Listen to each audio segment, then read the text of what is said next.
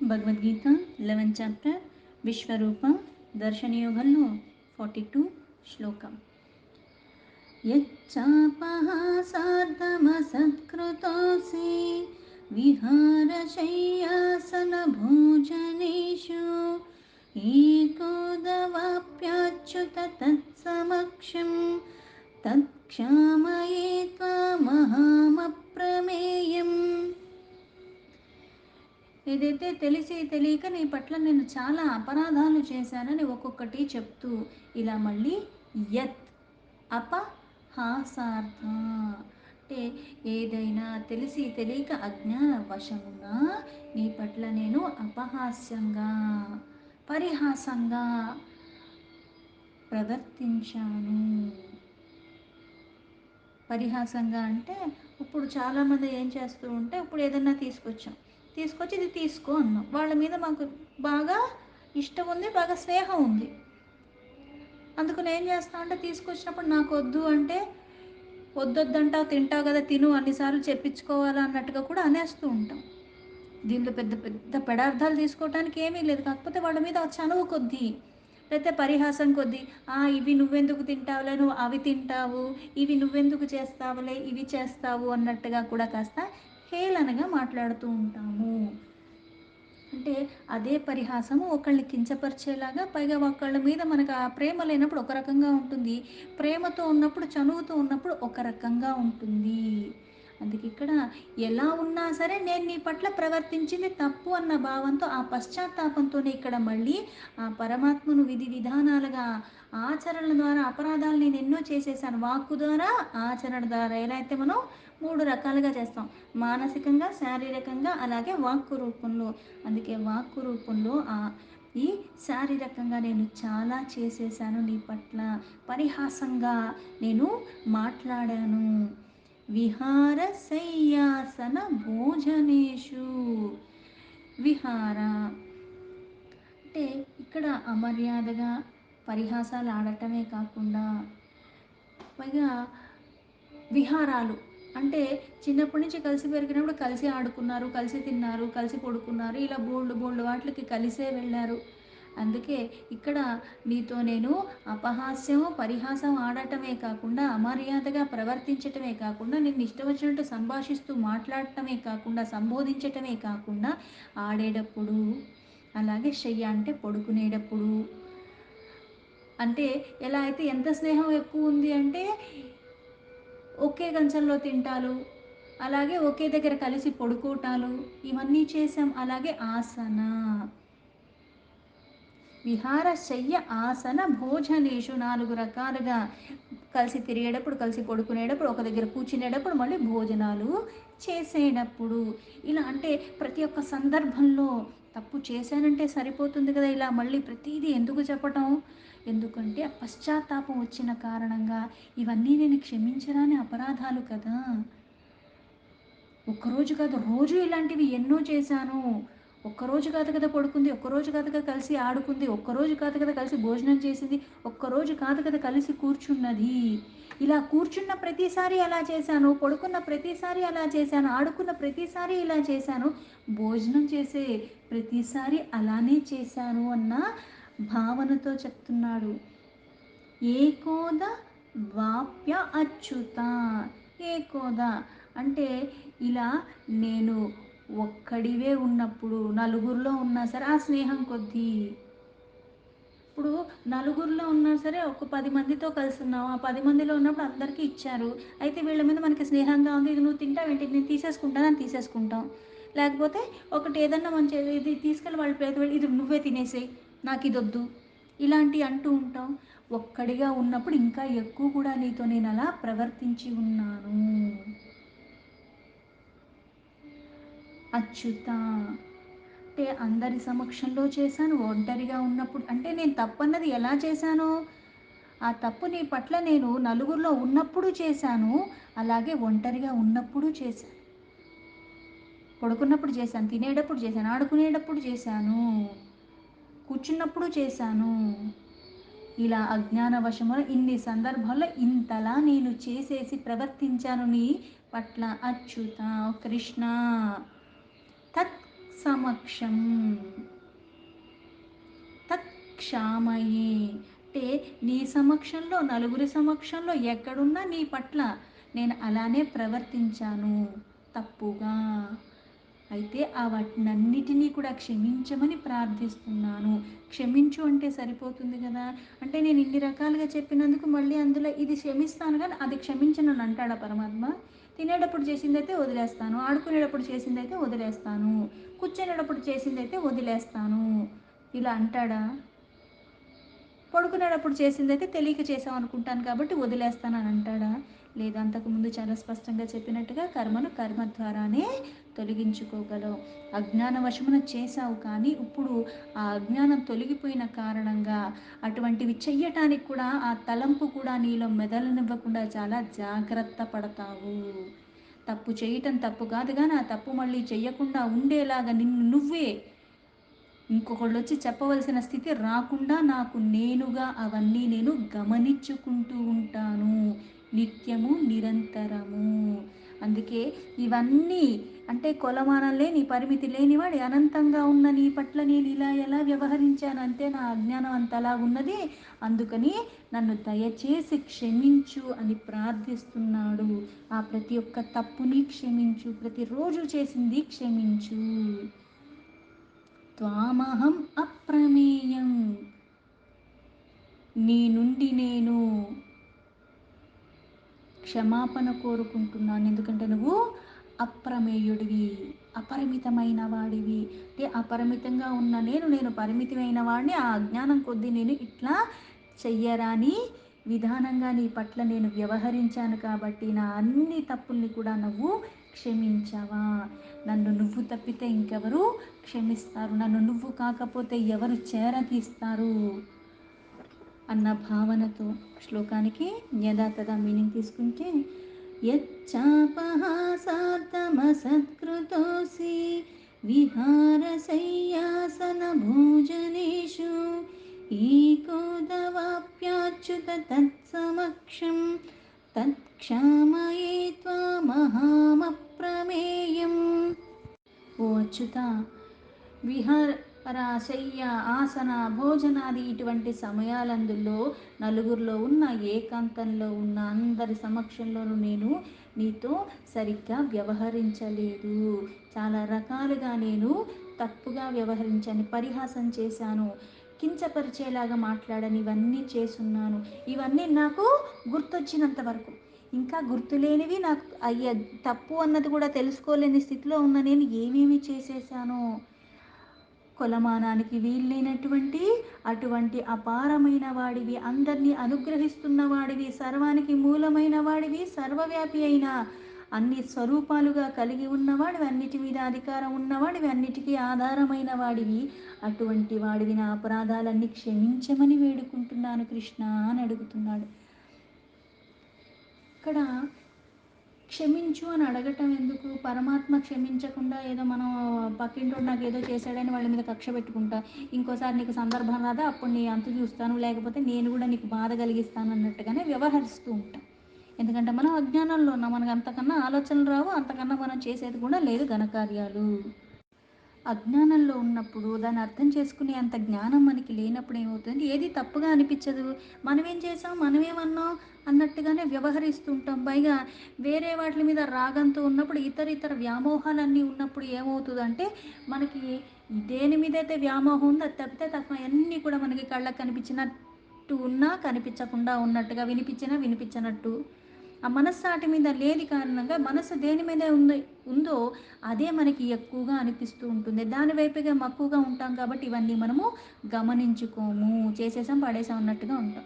ఎలా అయితే పొయ్యి మీద ఒక పక్క టీ ఉంది, ఒక పక్క రసం ఉంది, ఇందులో వేసిన కరేపాకు తీసుకెళ్ళి టీలో వేస్తాను, టీలో వేయాల్సిన టీ పొడి తీసుకెళ్ళి రసంలో వేస్తూ ఉంటాను ఆదర బాదరగా ఉన్నప్పుడు. కానీ ఎప్పుడైతే ఆ పరమాత్మ పట్ల త్రికరణ శుద్ధిగా ఇక్కడ నేను తప్పు చేసి, ఎందుకంటే ఆ తత్వం అర్థమైంది, ఆ తత్వం అయ్యాక నాకేమైనా కళ్ళు మూసుకున్నాయి, ఇప్పుడు తెరుచుకున్నాయి. ఎంత స్పష్టత వస్తుంది అంటే, నేను అతి చనువు కొద్దీ నీతో అంతలాగా సాన్నిధ్యాన్ని నేను వ్యవహరించి నీతో అంత చనువుగా ఉండి నేను చేసిన పనులన్నీ అని ఒక్కొక్కటి గుర్తొస్తున్నాయి. అందుకని ఇంకా ఇంకా ఆ పశ్చాత్తాపం అనేది బాధగా వస్తుంది. ఇలా ఎలా చేసేసాను, అందుకే అన్నీ గుర్తొచ్చే కొద్దీ ఇంకా తలుచుకుని తలుచుకుని నేను ఎలా అనేసానే, నేను ఇలా కూర్చున్నానే, ఇలా చేసేసానే, విశ్వానికి ఆధారమైన వాడి పట్ల నేను ఇలా చేశానా అని ఒక పక్క నేను అలా ఎలా ఉన్నాను, పైగా నేను అలా ఉన్నా సరే ఎన్నడూ అది తప్పని కానీ ఇంకోలాగా వారించి కానీ నాతో ఏమీ అనను కూడా అనలేదే. ఎందుకంటే కరుణాసాగరుడు కదా అని ఇంకా మనస్సుకి బాధ కలుగుతుంది. అందుకే మనస్ఫూర్తిగా ఇక్కడ క్షమాపణ. ఎందుకంటే ఇన్ని చేసిన, ఇన్ని సంవత్సరాల్లో ఇన్ని చేస్తూ వచ్చాను, ఒక్కరోజు కూడా నన్ను దూరం పెట్టలేదు, ఒక్కరోజు కూడా నన్ను శిక్షించలేదు, ఒక్కరోజు కూడా నువ్వు తిరిగి నన్ను అవమానించలేదు, నన్ను చులకన చెయ్యలేదు, అంత ప్రేమగా నాతో వ్యవహరించావు. అందుకని ఇంకా పశ్చాత్తాపం వస్తుంది. అందుకే ఆశ్చర్యంగా ఈ అపరాధాలన్నీ మనసుకు తెలుస్తున్నాయి. మళ్ళీ అంత మనస్ఫూర్తిగా మళ్ళీ క్షమించమని అడుగుతున్నాడు. నిజంగా ఒకళ్ళ పట్ల మనకి అంతలాగా ఉంటే మనం ఏం చేస్తాం, ముఖం మీద మాట్లాడతాం, వెనక్కి తిరిగి ఇంకొకటితో మాట్లాడం. మనం లౌకికంగా చూసుకున్నా సరే ఆ వాళ్ళ పట్ల మనకి భక్తి కానీ గౌరవం కానీ ఆ ప్రేమ కానీ నిజంగా సహజంగా ఉన్నది, అది శుద్ధమైనది అయితే ఏం చేస్తాం, వాళ్ళతోనే అడుగుతాం, వాళ్ళతోనే చర్చిస్తాం. అలా చేశారు కాబట్టి ఇలా అన్నారని మూడో మనిషి దగ్గర చెప్పవు నువ్వు. మనం చేసినవి మనకు గుర్తుండగానే అవతలోడి కొంచెం ఒకటి అన్నా సరే దాన్ని మళ్ళీ భూతద్దంలా చేసి మళ్ళీ ప్రపంచానికి మనమే పబ్లిసిటీ ఇస్తూ ఉంటాం. ఎందుకు, అక్కడ నా తప్పన్నది నేను గుర్తుంచుకోవట్లేదు, అవతలవాడిది తప్పన్నదే నాకు స్పష్టంగా అనిపిస్తుంది. అక్కడ తప్పున్నా లేకపోయినా సందర్భాన అనుసారంగా కొన్ని కొన్ని జరిగినా సరే అది నాకు నచ్చలేదు కాబట్టి అది నాకు తప్పుగా అనిపిస్తుంది. కానీ నేను ఇట్లా నీతో వ్యవహరించినా సరే ఎన్నడూ నన్ను దూరం పెట్టలేదు. కానీ ఇప్పుడు నువ్వెవరో తెలిసింది, నీ అసలు స్వరూపం ఏంటో అర్థమైంది, నీ విభూతులేంటో అర్థమైంది, అసలు నువ్వేంటో అర్థమైంది. కేవలం అజ్ఞానంతో తెలిసి తెలియతనంతో నేను ఎట్లా చేశాను, నా బావ అనుకున్నాను, నా స్నేహితుడు అనుకున్నాను, నా ప్రియమైన మిత్రుడు అని నేను ఎలానో అలాగ మాట్లాడుతూ వచ్చాను నీతో ఇన్నాళ్ళు. నా అపరాధాలన్నీ ఇలా తన ప్రవర్తనన్నీ కూడా ఒక్కసారిగా అన్నీ గుర్తుంచుకుంటూ అవన్నీ వర్ణిస్తూ నేను ఎలా నీతో అలాగా చెయ్యగలిగాను, ఆ చనువు పొరపాటును చేశాను, కానీ పొరపాటు చేసినా తప్పు తప్పే కదా, నా వ్యవహారము ఇవన్నీ కూడా నేను తెలుసుకోలేక ప్రవర్తించినవి, చనువు అన్నది నియమం కూడా నేను ఉల్లంఘించేసాను. అంటే ప్రతిదానికి ఒక పరిమితి ఉన్నది. కానీ ఇక్కడ నేను ఆ పరిమితిని దాటేశాను సంభాషించేటప్పుడు, కానీ ఎక్కడా కూడా నేనంత గౌరవంగా నీ పట్ల వ్యవహరించలేదు. అంత పూజ్యుడివి, ఇలాంటి సత్పురుషులే సిద్ధ గణములే నిన్ను నిరంతరము పూజిస్తూ ఉన్నారు. కానీ ఏ కారణమైనప్పటికి కూడా నేను వ్యవహరించింది తప్పు. ఇలా అతి చనువు కొద్దీ నేను చేసినా సరే నువ్వు నాకు చూపించిన ఇది మాత్రం చాలా విలువైనది. ఆ భగవంతుడి పట్ల అపచారాల్ని ఒకటొకటి ఒకటి సందర్భం దగ్గర నుంచి ప్రతీదీ కూడా గుర్తు చేసుకుంటూ నేను చేసింది తప్పు. అందుకని నేను ఒక్కడిగా ఉన్న ఇక్కడ మళ్ళీ విశేషంగా నిజంగా పరమభక్తి అన్నది ఏంటి, మనకి నిజంగా శుద్ధత్వం వచ్చింది అన్నది అర్థం ఏంటి అంటే, ఇప్పుడు ఇంట్లో నలుగురు ఉన్నారు, నలుగురు ఉన్నప్పుడు మంచి మాటలే మాట్లాడుతూ ఉంటాం, నలుగురు ఏం చూస్తున్నారో అదే చూస్తూ ఉంటాం, నలుగురు ఎలాంటి మాటలు మాట్లాడుతున్నారో వాళ్ళతో మంచిగా ఉన్నప్పుడు ఉంటాం. ఎవ్వరూ లేనప్పుడు ఒంటరిగా ఉన్నప్పుడు కూడా నేను అలా ఉండగలుగుతున్నాను. ఇప్పుడు చనువు ఎక్కువ ఉంది కాబట్టి ఆ స్నేహం కొద్దీ నలుగురిలో ఉన్నా ఒంటరిగా ఉన్నా అలాగే ప్రవర్తించాడు. ఇప్పుడు నలుగురిలో ఉన్నప్పుడు చాలామందిని విశేషంగా ఇది అందరూ ఇలా ఉంటారని కదా, కొంతమంది భార్యాభర్తలు ఉంటారు. ఆ నలుగురిలో ఉన్నప్పుడు ఒకళ్ళ మీద ఒకళ్ళకి ప్రేమ ఉన్నట్టు, చాలా బాగా ఉన్నట్టు, వాళ్ళు బాగున్నట్టుగా నటిస్తారు. అదే మళ్ళీ ఎవ్వరు లేనప్పుడు ఉన్నప్పుడు జుట్టు జుట్టు పీక్కుని కొట్టుకున్నట్టుగా ఒకళ్ళ మాట ఒకళ్ళు వినేది లేదు, ఒకళ్ళతో ఒకళ్ళు మాట్లాడుకునేది కూడా ఉండదు. కానీ బయటకు వచ్చేటప్పటికి చాలా ప్రేమ ఉన్నట్టుగా నటిస్తారు. వీళ్ళు మాకు ఎప్పటి నుంచో తెలుసు, వాళ్ళకి మేము చాలా చేసున్నాం, వాళ్ళు కూడా మాకు ఎప్పుడు కలుస్తూ ఉంటారు, ఇలాంటివన్నీ స్నేహాలు కూడా చెప్పుకుంటూ ఉంటారు. తర్వాత ఎవరింటికి వాళ్ళు వెళ్ళిపోయాక వాళ్ళకు వీళ్ళకి అసలు మాటలు కూడా ఉండవు. ఎక్కడో కలుసుకున్నప్పుడు మళ్ళీ ఏదో నిజంగా ఆప్యాయత ఉన్నట్టుగా అలా అన్నీ మళ్ళీ మాట్లాడుతూ ఉంటారు. కానీ ఇక్కడ ఆ ప్రేమ అన్నది అర్జునుడికి కృష్ణుడి పట్ల ఎట్లా ఉంది అంటే, ఒక్కడున్నా నలుగురిలో ఉన్న అలానే వ్యవహరించాడు. కానీ అలా వ్యవహరించటం అన్నది తప్పు కదా!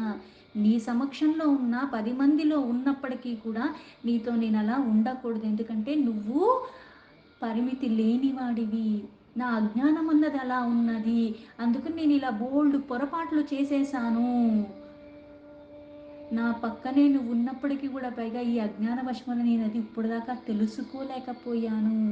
ఆ తెలుసుకోలేని కారణంగా నేను ఇన్ని రకాలుగా చేశాను. ఆ బాధతో ఇప్పుడు కుమిలిపోతున్నాడు. ఇప్పుడు నిజంగా పిల్లలు ఉంటారు.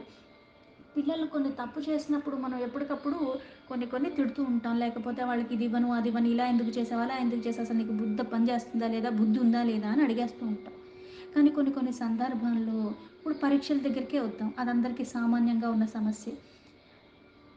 రోజు చదవకపోయినా కనీసం పరీక్షలప్పుడు కొంచెం చదువుతాడు, అన్నీ చేస్తాడు, బాగానే ఉంది. మొత్తానికి ఏదో పరీక్షలు అయిపోయినాయి. తర్వాత పరీక్షలు అయిపోయినాయి అనుకుని కాస్త మళ్ళీ ఇంకా ఆటలు పాటలుగా గడిపేస్తాడు. తర్వాత ఆ రిజల్ట్ వస్తుంది. ఆ పరీక్ష రిజల్ట్ వచ్చినప్పుడు అనుకున్నంత రాకపోయినా, లేకపోతే అన్నీ పాస్ అయిపోయి ఒక సబ్జెక్ట్ మిగిలిపోయినా, నేనేం చెప్పాను, నువ్వేం చేసావు, నేను చెప్పాను, ఆ సమయానంతా వృధా చేశాను, ఆ సమయంలో అనుకోడు.